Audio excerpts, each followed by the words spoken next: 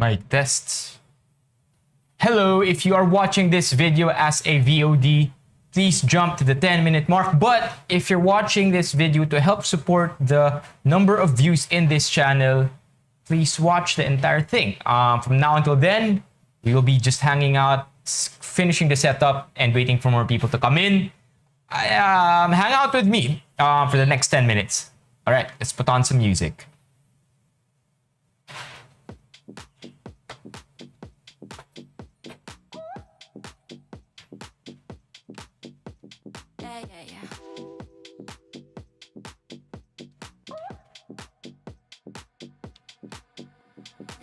Staring at you looking dumb. No, I don't ever hold my tongue. I will never be what you expect. Maybe you need to get your eyes checked. I don't care if you think I'm stuck up. I don't care cause you can't call my bluff. I don't care if you think I'm a clown. I don't care cause you can't pin it down. You can't pin it down. I'm everything you can't define. I'm always gonna cross your line. You can't pin me down, pin me down. You can't pin me down, pin me down, pin me down. You can't pin me down, pin me down, pin me down. What's up, Caleb?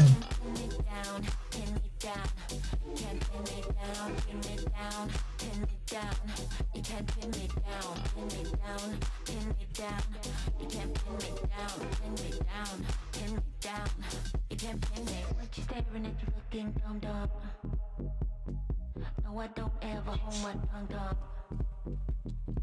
I will never be what you expect. Maybe you need to get your eyes checked.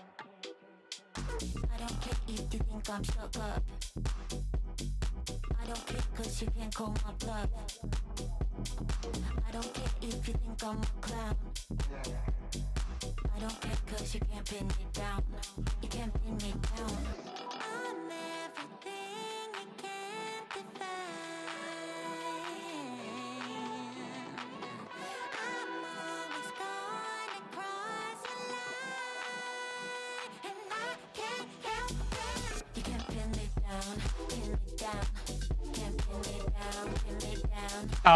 Today's been a bit hectic. Rushing, but if there's anything good out of today so far, very, very, very good gym session. Renly! Yeah. We're always live on TikTok, Renly. We're live whenever we're streaming here on YouTube or on Kumu. We're also simulcasting on TikTok. So parati tayong live simultaneously. Kaya ba nagkita tayo? Kaya tayo nagkita kagabi dito sa TikTok. Or I think by the time I recognized na nasa TikTok ka, I think nakaalis ka na, Renly. Speaking of, let's go live now on TikTok. Multitasking is real. Ayan, have we posted everywhere? I think we have. Nag-post na tayo on Instagram. Posted on Instagram already. Posted on Benifam. Yeah, we're good. Let's just wait for more people to come in.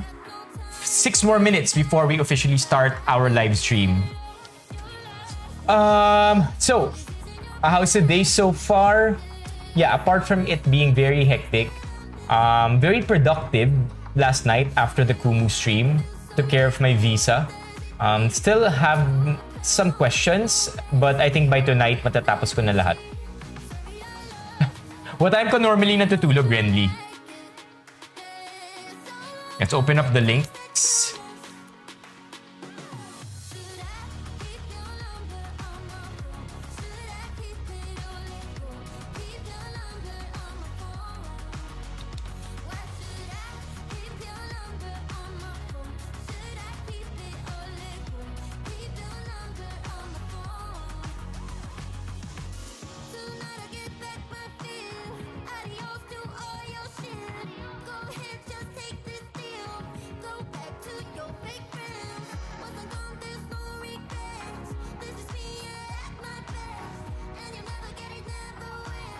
Sometimes getting the visa, yeah. Christian, yeah, it is very frustrating. Lalo na kapag instructions not clear.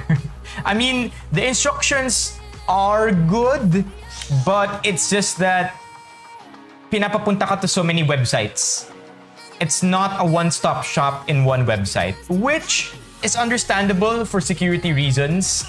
Of course, when you're inputting a lot of data about yourself, you want that website to be as secure as possible, and it cannot be hosted on the same website where all the instructions are for whatever reason. I don't know. Yeah, may ganun na angle for me.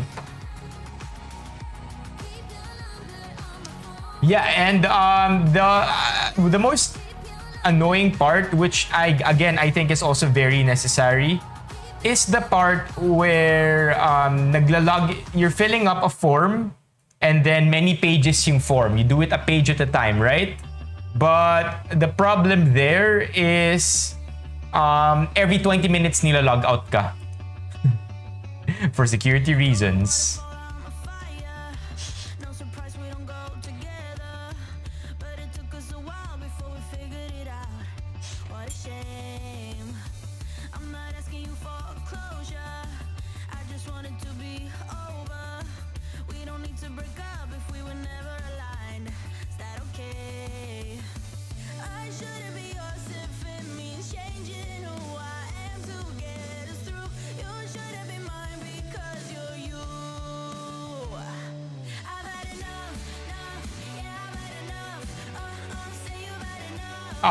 Three more minutes. We're just finalizing as well. Everything here.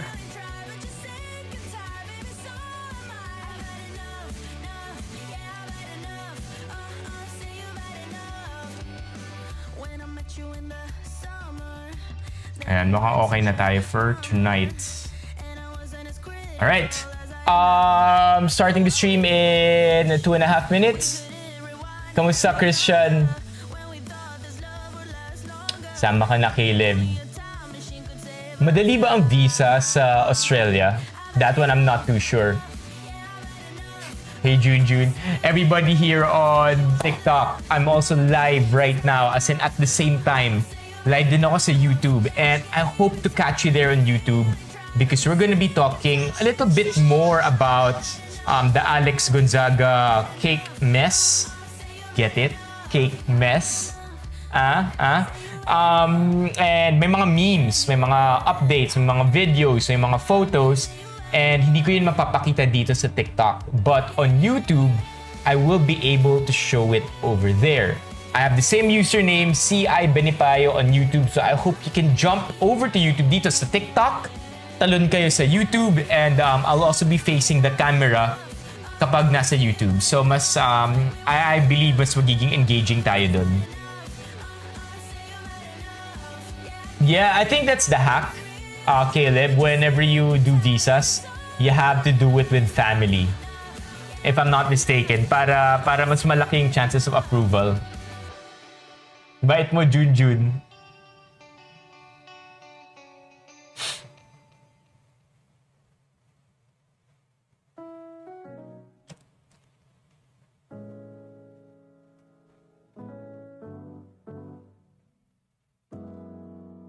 Actually, di ko rin alam, Josh, eh. Ano nga ba?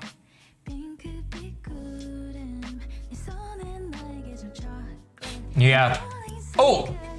Good news. This is working now.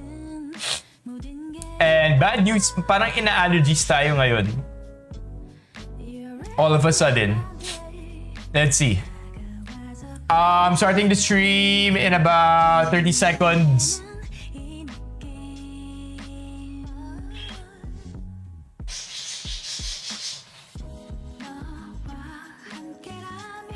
Hello to everyone. Press 1 if you're here, by the way. Everybody who's here, so we can all see each other. I think so too. I was able to get one though, Caleb, when I was in school. Okay, ito na yung sneezes.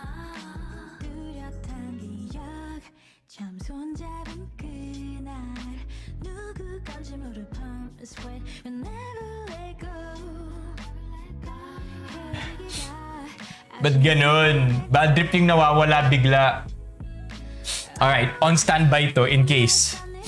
Anyway, welcome everybody to today's stream.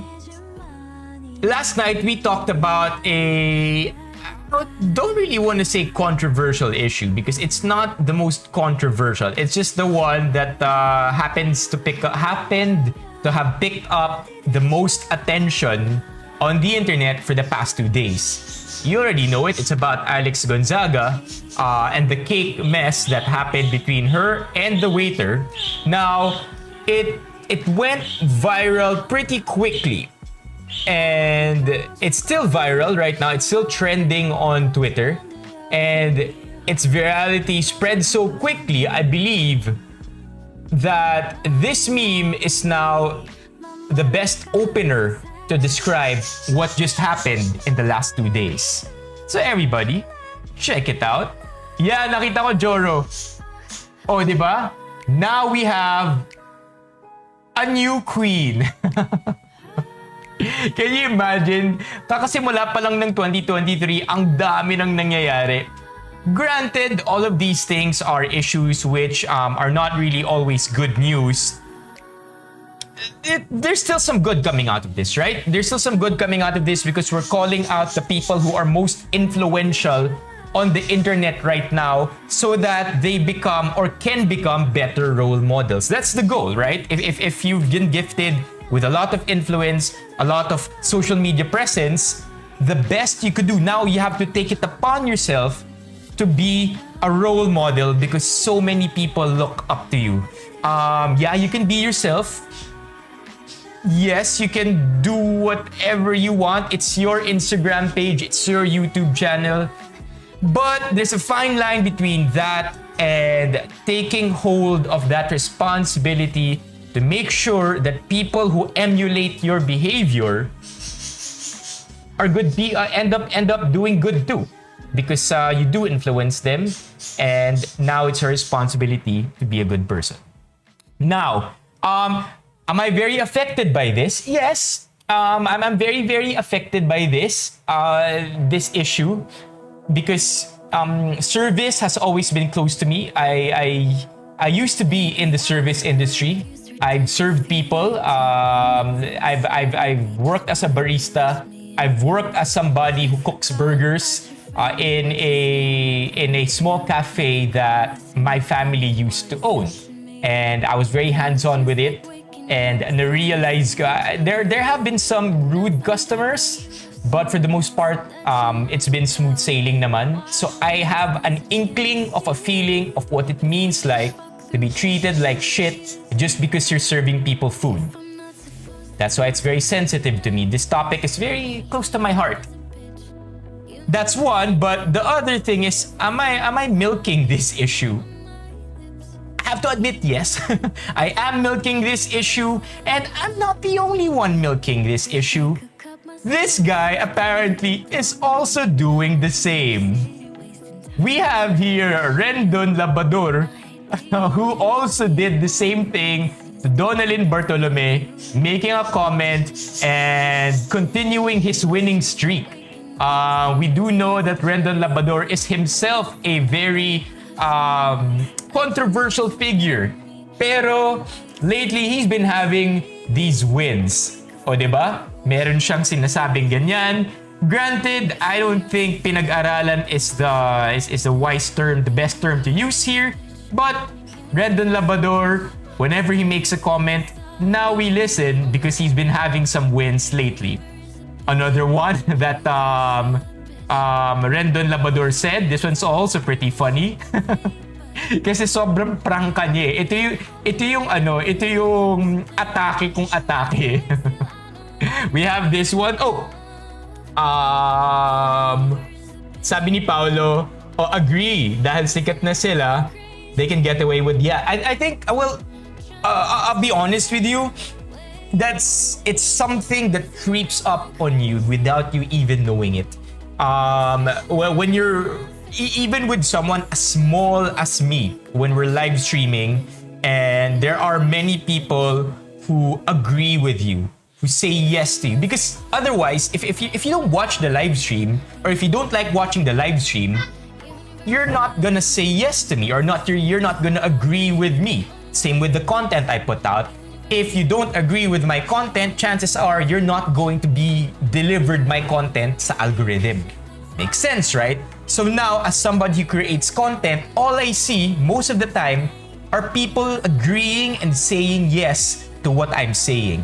Now scale that up to the Alex Gonzaga level. Somebody as famous, as popular, as successful as she is, you'll have thousands, tens of thousands of people agreeing to what you do, saying yes, praising you, and it does get into your head, right? Kaya now may isip mo, as somebody who is as influential and as big as them, na oo, you might be able to get away with anything just because you feel as if what you're doing is always right. That is why we call these people out all the time, including myself. If ever we get to that point where we become too self-righteous, please nudge me and don't shy away from calling me out. Kasi nakakahiya na nandito tayo, we're given a platform, and then we just believe that everything we do is okay. It's not. May social responsibility din tayo. O, di ba? Paolo, but okay, we all have our say on Rendon. I personally do not, I'm not familiar with him other than the controversial things he says. But I think that itong diretsuhan niya has a bit of humor in there. Now, there is a bit of an update on this, like a more serious update here. The update here is basically, nag-release na ng statement yung waiter saying na okay na raw sila. So I'll read this one for you. Matapos mabatikos, nakausap na ni Alex Gonzaga ang waiter na pinahiran niya ng cake sa muka. Oh my gosh, they released his name. They shouldn't have. I think it might not end well here. Ayon kay Alan, humingi ng paumanhin sa kanya ang actress noong Enero 17, which was yesterday. Now, I don't know. Thank you, Paolo. Now, I don't know if this was completely necessary. Basahin natin yung letter. Last January 17, around 6:30 p.m. Nasa work po ako, pumunta po si Ma'am Alex kung saan po ako nag-work, then nag-apologize and nag-sorry siya sa akin. Tapos konting pintuan at sinabi ko po sa kanya na okay na po yung nangyari. Okay na po kami. What's he supposed to say? Right? Ano sasabihin niya? Hindi to okay. Sasampahan kitang kaso. Please. But then again, what is the correct way to do this? If you know the correct way to do this, on behalf of Alan, on behalf of Alex, please let me know in the comments, because I think that right now, anything that happens, kikilatisin at kikilatisin ng lahat. And it makes sense, right? Because it's a very hot issue. Yeah, pwede, pero anong choice, di ba? Anong choice? Alangan naman humindi siya. Alangan naman sabihin niya, no, ayaw kita kausapin. Di ba? But is this a step in the right direction? Yeah, I would have to say yes. It's still a step in the right direction to fix the wrongs. Now, what we have to wait for is Alex Gonzaga's statement. Because this is something that we have to be more conscious, more critical about, right? Because right now, people are kind of expecting kung paano na magsasorry or mag-apologize si Alex Gonzaga. I wouldn't be surprised if she comes out with an apology video. Hopefully that video is not monetized. Like she publicly says, this video is not monetized, because we already know it's gonna rack up millions of views, right? So maybe an apology video that doesn't make her money is the right thing to do. We already know, we've already seen some apologies from her in the past. They're not always very good. It includes gaslighting and excusing herself And most importantly, Bible verses, which we hope will not be as referred to as much as possible. Kasi nakalagay dito, Philippians 4:13. I had to find out what 4:13 is. But we already know what's gonna happen. Hopefully, hindi ito yung mangyayari. O, diba? Alright, now, next one. Oh, what's up? What's up, Samuel? Now, I did Googling and gusto ko malaman ano yung Philippians 4:13. I'm not laughing about it. Sabi niya, I can do all things through Christ. What am I trying to say here? We're done with the waiters part, okay? So, I don't think there should be a lot of attention sa buhay ni Kuya kasi baka maging magulo, diba? If my attention man, it's to uplift si Alan. But now all eyes are on Alex and how she's gonna apologize. The only thing that we hope to see from this is a proper apology. Apparently, there are 7 steps to a proper apology. Let's see if it's here on Google. Here. 7 steps to a genuine apology. I'll read this out for you. Hopefully, she gets 7 of 7, at least 5 of 7. Recognize your mistake. Be sincere. Don't delay. Take ownership. Correct the behavior. Listen, and don't expect a return apology.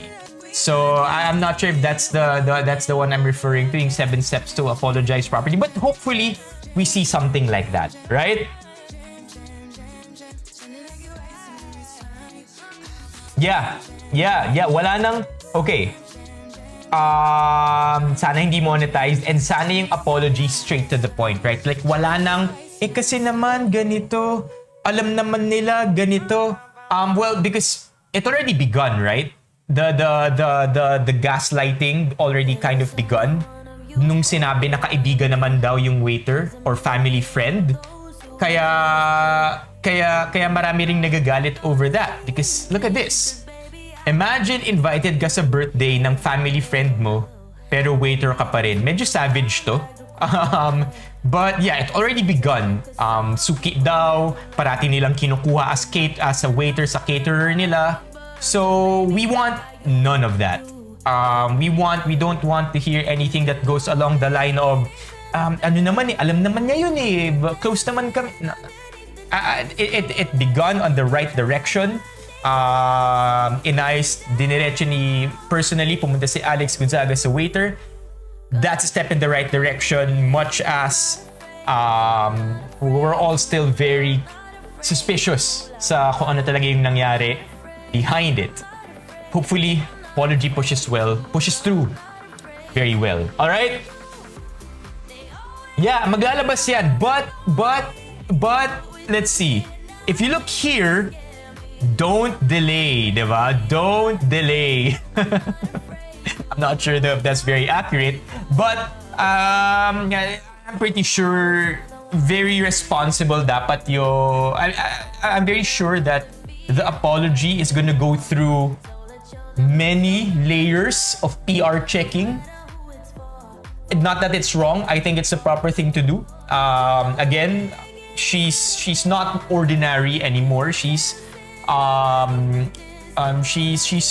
someone who's very influential. So a proper apology should be the result of itong multi-filters, di ba? Filter after filter kung ano yung dapat na pagsulat ng apology. Anything else here that we have? Here, more memes.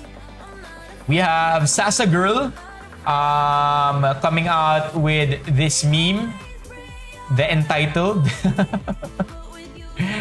Let the memes come in. I think it's one way we can all communicate our feelings by calling out and also call out the necessary people, the right and very cultural way, diba?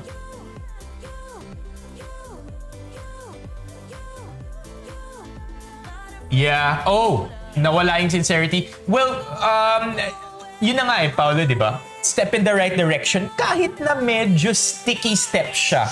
we don't really know. At least, andyan na. Now we wait, right? This one is very cringy. I mean, if you don't know, yet, I have posted a TikTok video on this issue, and it got quite a lot of attention. As of the moment, there are about 200 comments on that TikTok video. Please check it out. But a lot of them positive in the right direction, in my opinion. But some of them are actually trying to defend what Alex Gonzaga did. Kulang na lang sabihin nila, hindi, okay lang, pinahiran niya yung waiter sa muka. Right? And the fact na nag-usap si Alex Gonzaga and sa waiter already shows na mali yung ginawa ni Alex. So can you imagine defending her?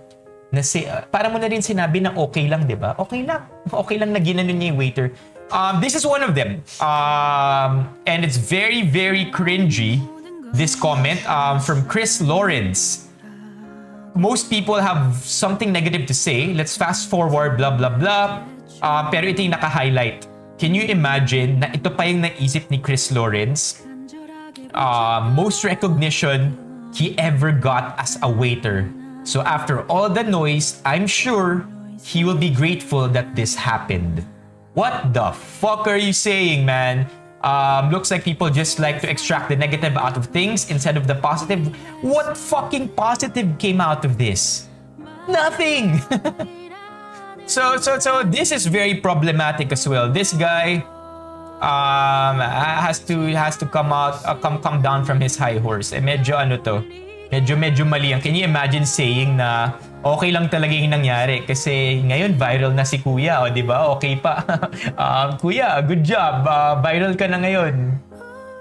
What? So medyo mali talaga yon. And one more thing to hopefully this is the last time we put out a live stream about this. Or maybe the next time that we do in passing na lang for Alex's apology.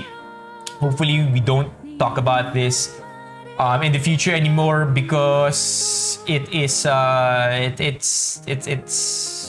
not good. It's getting all of us mad, including myself. Anyway, this one from Vico Blanco. Sabi niya, di ako naniniwalang sincere si Alex sa ginawa niya knowing na unapologetic siya palagi. Naalala niyo ba nung nag-call out siya kasi ginawa niyang katatawanan ang disabled people? Tapos yung sumunod niyang vlog, ganito na ang intro. Ano ka, clown? And yup, we know this all too well. Can you imagine posting that just to as a disclaimer, telling everybody na oy, ano ako gago ako pero kung sensitive ka, next video ka na lang. It's not good. This has to be revised because now this is also something under people's radar, diba?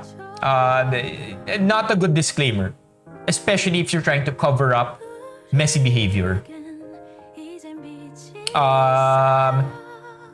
I guess that's it for the Alex stuff. We're good.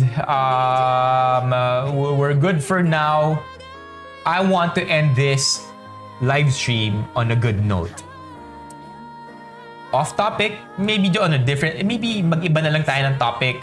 Good news is that the First Division of the Philippine Court of Tax Appeals acquitted Maria Ressa and Raptor Holdings Corporation of the tax evasion charges, filed by the Duterte government. To my knowledge, patong-patong yung news na to, yung sinampang kaso sa kanya. But if anything, this is something we should all celebrate because this is one win for defending press freedom. All right. Yeah, for sure. Yung kay Delima rin, di ba? I'm all for that as well. Her being acquitted or justice being on her side. Anyway, 30 minutes, sakto. Just wanted to have a little rant out there. Hopefully, Hopefully, we didn't get too mad. More good stuff hopefully next Monday. Thank you so much for watching the live stream. Please watch the video once the live stream is over. If in case nasa gitna na kayo ng stream nang nakapasok kayo, the live streams are always posted after the live stream. The live stream VODs or videos or replays are always posted after we end the live stream.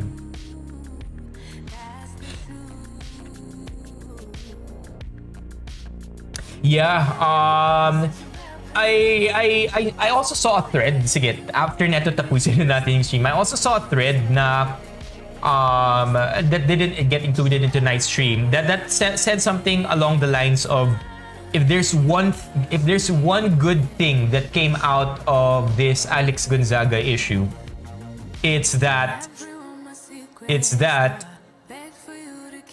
mas aware na ang mga tao sa mga masasamang tao na pa-religious lang, something like that. Anyway, thank you again. I'll see you on Kumu. I'll be on Kumu tonight and tomorrow night, but I will be releasing a new YouTube video tomorrow as well. Kaya wala tayong live streams. Live streams on YouTube are only from Mondays through Wednesdays. Kumu naman Mondays through Thursdays. Longer streams over at Kumu as well. Yeah, Mondays through Wednesdays lang tayo sa YouTube. Have a great evening, everybody. Thank you so much. I love seeing you here, Paolo, Caleb, of course, Renly, and I think we have new friends too. We have Tin. We also have Samuel. Paring Reyes also hanging out over here. Thank you so much. Yeah, next week na tayo ulit sa YouTube, but on Kumu, we'll be there in a bit. Bye, chat. Have a great evening. Wait, dito pa. I always think dito ine-end, pero dito dapat.